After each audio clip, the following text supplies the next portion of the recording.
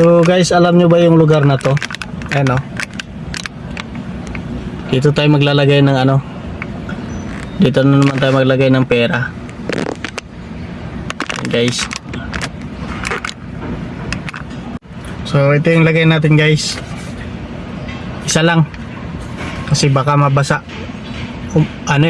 Masama yung panahon, parang uulan. So kahit pa paano pag nabasa, 1,000 lang.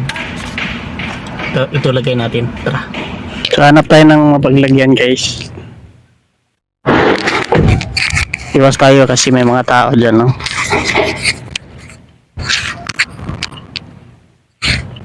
Iba sa ano, sa puno, tapos natin ng ano.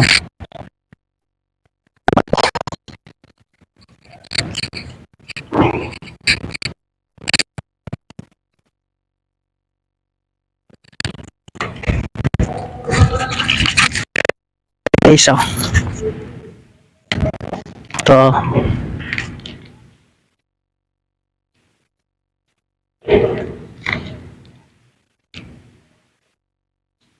ito natin ng dahon